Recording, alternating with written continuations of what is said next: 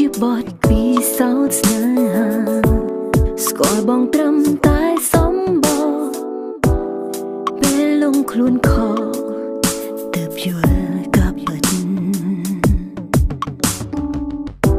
បងចាត់ទុកអូនក្នុងនាមសង្សារប្រាថ្នាត្រឹមតែខ្លួនអូនខំស្មោះស្ទើរសូត្រគេលេងសើមកអូនក៏បោកច្រើនដងលងអូនក៏លួងច្រើនដងអូនសុំខ្លាចបងហើយអូនគ្មានថ្ងៃត្រឡប់បកក្រោយទទួលបងឈប់គិតឈប់ខ្វល់ឈប់ធ្វើនឹងមនុស្សប្រភេទដូចបងក្លិនកាយក្លិនចិត្តក្លិនពិតនៃបងជីវិតអូន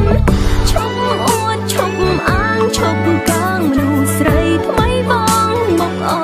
នឲ្យសុំជាឈប់ចោះឈប់ខុសឈប់ព្រុសមកអូ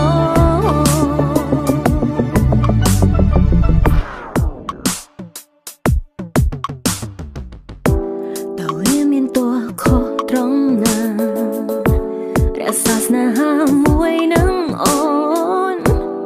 ស្រួលໄວដល់ស្ងួនលុបភ្លើខ្លួនឯងមើលមុខបងក៏កាន់តែចាំងមិនអាចដើរផ្លូវនេះយូរឡើយល្មមដល់ពេលហើយ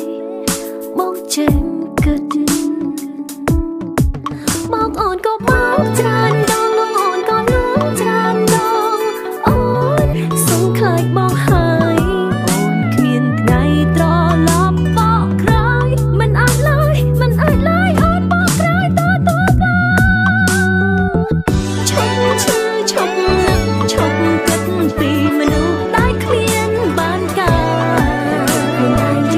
ឈប់យំឈប់ខ្វល់ឈប់ខ្វាយឈប់ស្ដាយឈប់ចាយទឹកណែឈប់ជួបឈប់ក្បែរឈប់ស្នេហ៍មនុស្សដែលមានត្រឹមតណ្ហា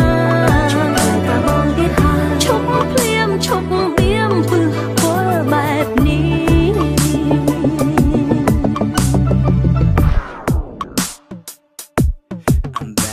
ដឹងថាអូនសពព្រួបមកធំអូននេះបងសុទ្ធតែជប់ព្រួតែកំពុង